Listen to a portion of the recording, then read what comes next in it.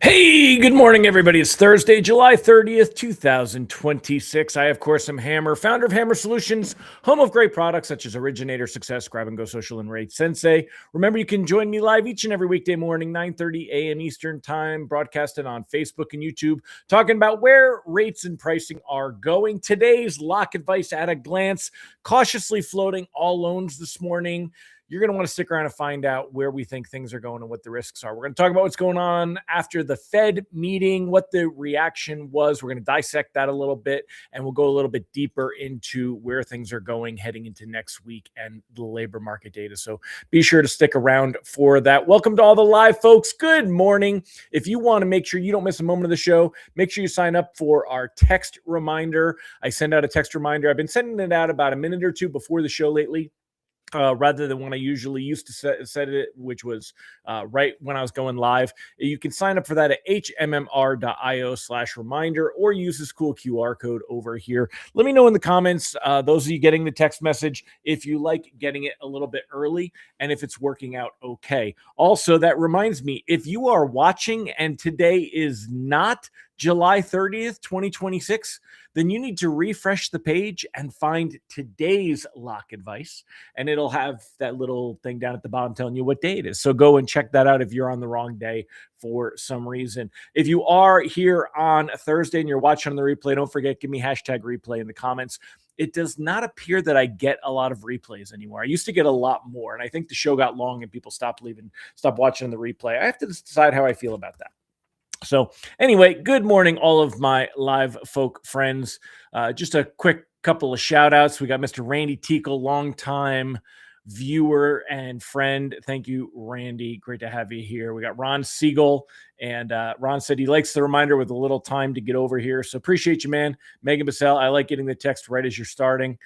So she likes a little bit. It's funny. 1-1 so far. Now Ron Siegel is dishing on my Fed Chair Jerome Powell. You know I'm a fanboy. Ron Siegel said, I guess you now know what a real Fed chair looks like. And he also said today is National Chili Dog Day and National Cheesecake Day. So we'll come back at the end of the show. Feel free to let me know anytime during the show. What is your favorite topping on cheesecake? Are you plain? Are you raspberry, strawberry, chocolate, caramel, turtle? What would you like on your cheesecake? I got Miss Sophia here this morning. Again, as soon as I go live, she decides that she wants to be a lap cat, wants to get snuggled. And it's very funny. I think as soon as I start talking, she gets on there. So anyway, great to have all of you here. Let's go ahead and jump in. Let's get started. We do have a lot to cover today. So let's have some fun with this and let's get in there. So let's start off with the technicals. This morning, mortgage-backed securities having a nice little rebound, up 17 basis points after losing a lot of ground yesterday afternoon. We're going to dig deeper on that, but this is a good start to the day. Mortgage or 10-year Treasury yield back below 4.7, also a good start to the day. Let's do a quick recap. Let's do a quick recap. Hold on, wrong screen that I'm making large here. Okay. Let's do a quick recap of what happened yesterday. Let's talk about the Fed meeting and where things went yesterday. So basically, bonds were as volatile as we expected they would be during the Fed meeting. You could see right here at 2 p.m. Eastern time, that is when we actually have the Fed policy statement that came out. And we did see a little bit of an initial reaction to that. That was positive. Remember, when this line chart goes up, that's a good thing. When the bonds on this side of the chart over here, when these big candlesticks. When this goes up and mortgage bonds are selling for a higher number, that's good. We want to see a positive. We want to see green. Green is good. Positive is good. So yesterday, as the Fed was coming out with their policy statement, they left rates unchanged, of course, as we expected. Markets are pricing in about a 30% chance that we could see a Fed rate hike. Wasn't really buying into that. I didn't think that that was actually going to happen. And that's, I think markets are pricing it in a little bit, but I don't think markets really expected it to happen either. So taking a look here at what we got, you can see that the biggest movement was right up at that press conference. Now, Fed Chair Warsh came out and said that the Fed had committed to press conferences through the end of the year before he took over. So that gives us some insight into, that we will, unless he were to just say, I'm not going to do it, but he hasn't come out that way. And yesterday I put a post on Facebook that said I actually liked Kevin Warsh a lot more than I thought I would, based on the initial, information we were given and exposed to. Ron Siegel could point out that the media sucks and they were manipulating that whole view of their, but at the end of the day, Trump had such a strong emphasis on wanting to lower the Fed funds rate and calling Powell a loser and attacking them that you can't blame anybody for thinking we're going to get a puppet in there. And if he is a puppet, it's a really good puppet because you don't see Trump's mouth moving at all. And I got to say, where we're at. But taking a look here at the press conference generally is over by about 3:15. And that's exactly when it was over yesterday as well. Bonds had really rallied. Look at this improvement, this increase that we had, right? So starting out, at about 1 o'clock, bonds were down to around 99.22 for the 5.5 coupon. After the first policy statement, bonds went positive. So they went from being negative on the day up to being positive. They were up 99.40, 41. And then during the press conference, they peaked at 99.61. And we can check that right here on the candlestick. So 99.61 is the high that you see, when you look at the chart, that's not there anymore because I can't, unfortunately, won't let me do both. But 99.61. However, after the press conference, it's kind of like Fed Chair Kevin Warsh was the Pied Piper, and he wove this spell, and it was like the cobra in the old, Indian movies, right? With the, True India, where like they would tame the cobra with the flute, and they would play the music, and then the spell broke and bonds sold off hard.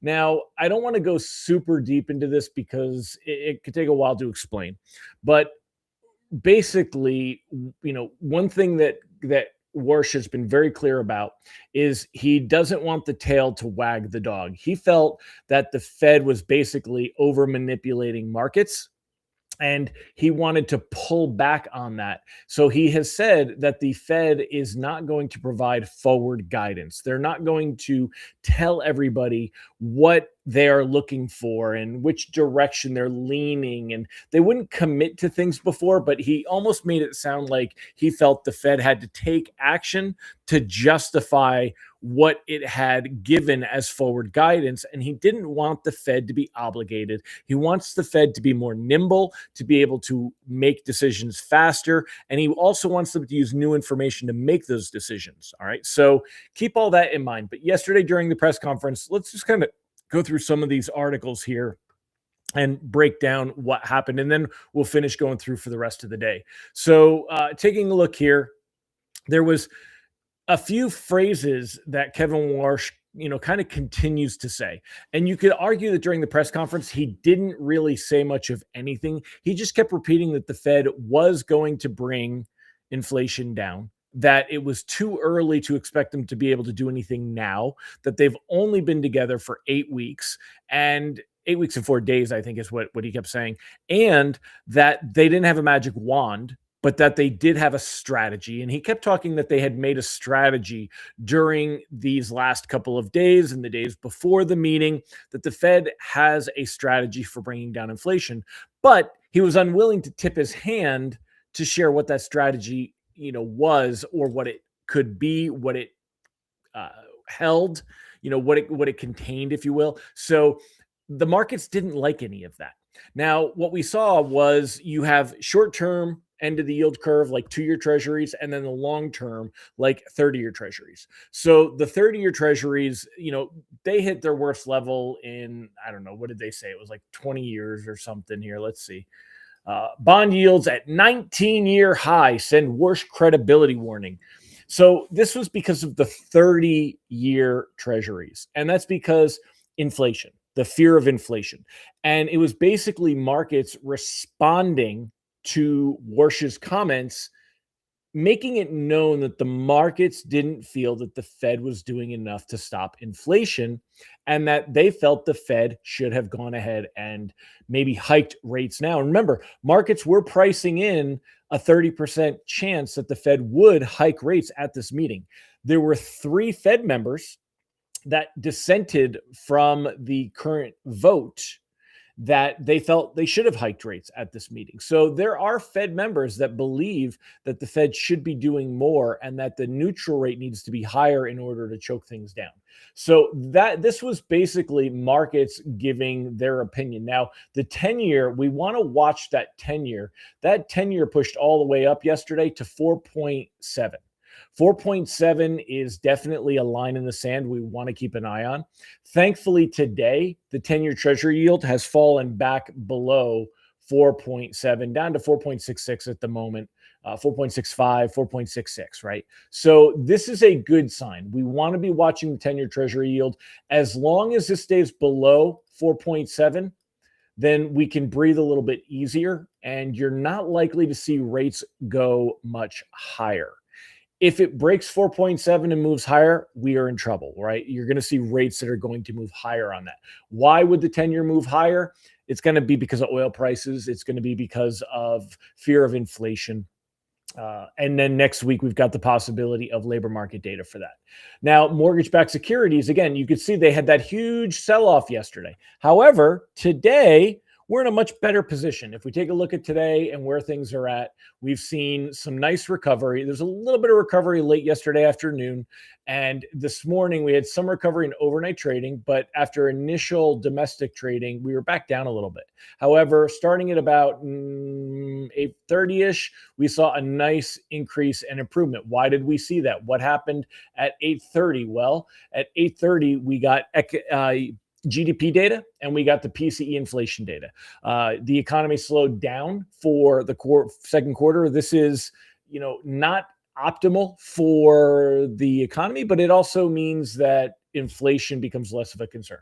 Economic growth was weaker than expected in the second quarter. Inflation in June held well above the Fed Reserve's goal. That's talking about the PCE, personal consumption expenditure, and that came in at 3.3%, I believe. So that's core here. So no, 3.7. So if we take a look here, the seasonally adjusted 0.1% for the month, which really is not that big of an, how much inflation is 0.1%, right? But the annual inflation rate is still 3.7%. And that's what the Fed is arguably looking to be at 2%. This is the 2% that the Fed is always talking about. It's the headline PCE number. Now, the Fed does know, just like the rest of us do, though, that the core number is important because that takes out the more volatile food and energy costs. The core number increased at 0.1% as well as the headline, right? It was an annual level of 3.3%. So it's a little bit higher than the headline, but that's still way above the 2% that the Fed was looking for. And this was a little bit lower inflation than what was expected, than what was forecast, but the annual core came in right as expected. So there wasn't a lot of movement on that, but it is helping bonds this morning. We are getting a nice little rally as things settle down. As Ron Siegel points out, a lot of times, bond market and markets in general tend to overreact. So yesterday there was a bit of an overreaction. Now that means that today rate sheets are likely to be similar to what we saw yesterday, maybe even a little bit better. If we look around 10 a.m. yesterday, the 5.5 coupon was around 99.33, 99.34. Right now, we're at around 99.42. We've improved a little bit since I wrote this. So if that holds up, that would actually give us just a little bit of a better rate sheet pricing. So comparing, using Mortgage News Daily as a reference point, yesterday was 6.7. I'm sorry, Monday was no, it couldn't be Monday. Tuesday was 6.76. Yesterday was 6.78 after the Fed meeting, after the dust settled. And then this morning, we'd be back towards 6.76, basically, kind of back to where we were before all of that mess. So we're keeping an eye on that. That's where things are. And you'll see better REIT pricing than reprices where reprice risk today is low. It's not likely that we see anything that we have to worry about today. What's going to continue to move rates is going to be what's going on in the Middle East. And it's important to note that I'm trying to look for, I got a couple different articles open here. Give me a minute and I'll find you what I wanted here. So basically what I'm looking to show you is, so this talks about oil prices moving higher as Iran threatens response to latest U.S. strikes. So this was July 30th, 5:14 a.m. this morning that this article came out. And oil prices are higher. They did move higher. They're currently at about 90%. Why is this not where I want it to be? That's okay. I'll come back to it. Let's go to here. Let's go to oil. So Brent crude, 89.44. We're at about $90 a barrel for Brent crude. However, it's important to note that ships are getting through the Strait of Hormuz and the Bab el-Mandab Strait. Okay, so Hormuz shipping traffic picks up despite Middle East hostilities. This is, in my opinion, why we are seeing oil that is not at $110 a barrel like we saw previously in the conflict when things were there. Although military attacks have heated up, I read one article that said the attacks last night were some of the worst that we've delivered in all of the months. I don't know if that's true or not. It's the media. But even still, Hormuz, ships are getting through the Strait of Hormuz. Shipping across the crucial Strait of Hormuz has picked up in recent days, despite a continuation of hostilities in the Middle East, with the U.S. claiming its Navy escorted some tankers across the waterway. Now, this is key because that's why we're seeing oil prices are not skyrocketing, is that according to what is being said, we are seeing traffic move through the Strait of Hormuz. Markets don't care about the actual conflicts and the military strikes. We're not seeing a flight to safety in bonds that you would look for during wartime activities. We're not looking for anything to give a boost there. Everything is, are we getting tankers through? Is oil prices going to stay low? Are we going to see prices at the pump move down? When we got June's CPI inflation data, we saw that it gave us much lower inflation than what was expected. And in fact, we actually had deflation, not disinflation, deflation for the first time in months and months and years. And that's when you actually have prices coming in lower than they were the month before. Disinflation means lower inflation. Deflation is prices going down. And we actually saw that with the CPI this month. However, if oil prices stay high, it permeates through the economy. That's what there's a lot of concern on. So we'll see where everything goes. But right now, anything over the next 15 days, we're cautiously floating. We want to see if we get continued improvement. Like right now, mortgage-backed securities are up almost 20 basis points on the morning. Let me bring this up one more time. And I'll share this with you like this here. So mortgage-backed securities up almost 20 basis points on the morning this morning. That's what we want to see. We want to kind of hold off from locking until we pick up a little bit of better pricing. We don't really have to worry that rate sheets are going to move much. Look at where we've been over the last couple of weeks. We've been anywhere from 6 3/4 to 6 7/8, and that's where we're currently looking at staying and standing at. So there's less to worry about. Anything 15 to 30 days, we're cautiously floating, but you also want to remain ready to lock. Next week, we're going to have labor market data. There's less of an expectation of how it'll affect the rate outlook for the Fed. When we take a look at the Fed rate outlook, the chances of a rate hike next month really starting to dwindle. Markets are a lot more, I don't want to call it, optimistic or pessimistic that the Fed will hike rates next month. And if we compare that to where it was just a week ago, it was less than a 20% expectation that rates would stay where they're at now.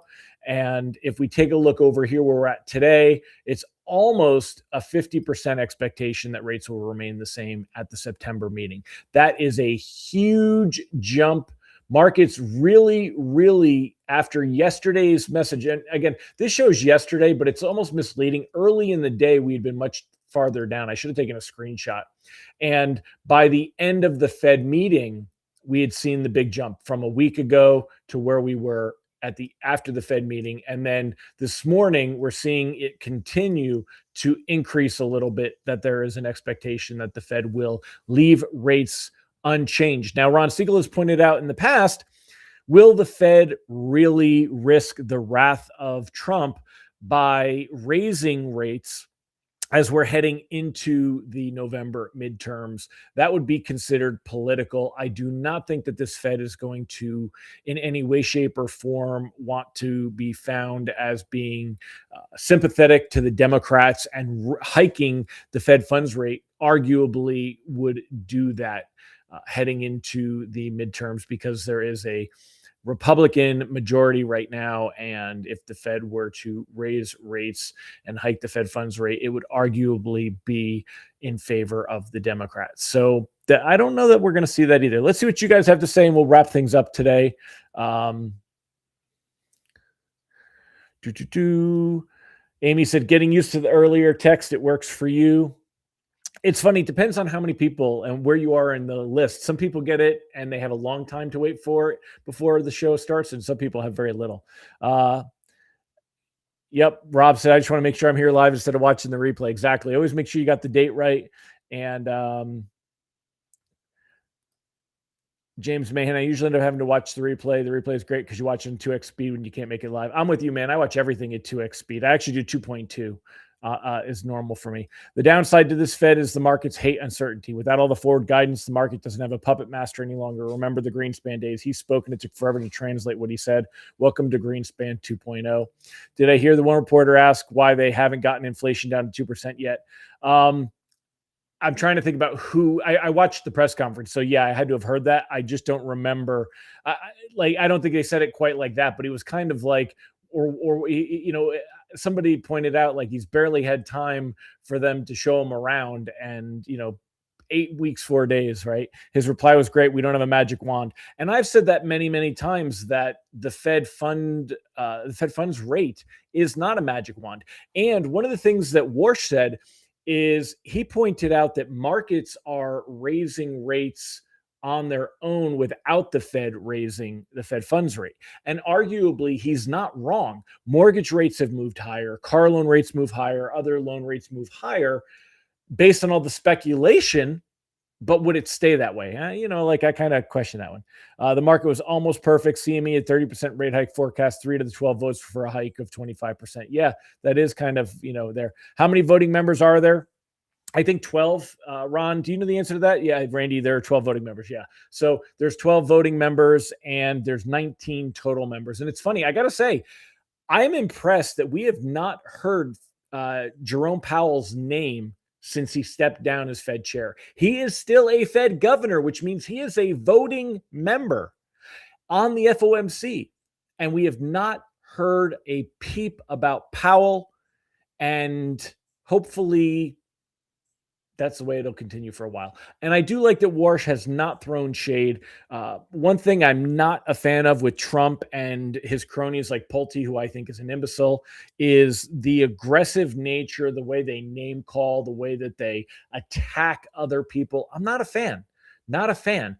And I really did think that we might see some of that from the next Fed chair, not knowing Warsh or what Warsh was about. So I couldn't say that I was expecting to see it from Warsh. But I thought once Trump got his next person in, that person would be aggressive and say bad things about the previous running of the Fed. And we have not seen that. And I'm glad for that. So too funny to watch the headline bias. GDP shows the economy grew 1.5%, but it's even better than it looks. CNBC, U.S. economy slowed to 1. Yeah. There's always, we know that too, right? Early text is fine, but can I do a 5-minute countdown window? No, that's way too long. just wait a minute or two before you bother to click it. You might be earlier in the text chain. So just give it a minute or two longer, Sean, and you won't have to worry about it. Powell voted to hold rates with the majority. Yeah, but and again, but there's nothing about, like, we haven't heard anything. They're not trying to dig up dirt. The media isn't trying to make drama. We haven't heard Warsh make any drama, so it's all good. I like that. It's all good stuff. So, all right, my friends. Well, we're 25 minutes in. I've obviously spent more time than I should here today, but you guys are still on. Nobody's dropped off, so that's a good sign. We will end with the question of the day one more time. And what is Ron Siegel said today is, amongst other things, National Cheesecake Day. So let's go ahead and take a look and see what you guys think for your cheesecake. National Chili Dog Day I'd rather prefer the chili dog over the cheesecake, especially with onions. But how do you like your cheesecake? I like it, I guess, with strawberry or raspberry. I want a little bit of berry on mine. We've got raspberry from Megan Bissell. She's going raspberry on her cheesecake. Let me know how you guys like your cheesecake. Rob Wilson likes all cheesecakes. Yeah, cheesecakes are my mother-in-law's favorite too. Cheesecake equals no. Cheese steak equals yes. Rob, I am right there with you. In fact, I had a Firehouse sub yesterday with the steak and cheese with the provolone. It was good. It was good. It was good. It was good. I saw your comment about Les Parker and the 10-year range, Siegel. Silence is golden. How about some blueberries? Cherry. Deb Richardson said cherry on hers. Ron Siegel, blueberries. Yeah, blueberries are good. Randy Tickle, he joined you there. Yeah, Holly Johnson has it. Chili dog first and then a cherry cheesecake. Yeah, cherry. I like cherry. Cherry sounds, you know what? I'll go with a cherry cheesecake as being the one I would take first. I agree with you. I'm there. Mike, I'm kind of with you. I'm not a big cheesecake fan. A couple bites and I'm done. So, but anyway, well, thank you all for joining me. Appreciate you being here. Tomorrow, it is, of course, Friday, TGIF, baby. I hope you'll join me then. Until then, have a fantastic day, my friends. Let's keep our fingers crossed. Be ready to lock. Remember, if you want to protect your pipeline, make sure you sign up for our text alerts. We were sending those alerts out yesterday and keeping all of our members abreast of what was going on with mortgage-backed securities. Not to put down any of the services. If you want to watch things in real time and follow the charts and use the other tools that they provide, there's a lot of great services out there, including the one I show on screen every day, MBS Live. But if you want something cheap and inexpensive just to protect your pipeline, keep you posted, we do have our great text alert service, over 1,000 members. And we send out a morning text, an afternoon text, and alerts when there's worry of repricing worse or when you want to hold off from locking because we may see reprices better. So we help you protect your pipeline, keep you posted, and you can't beat it for $7 a month. And I hope you'll check it out at raytexalerts.com. All right, everybody. Thank you very much. Have a fantastic day. Bye-bye.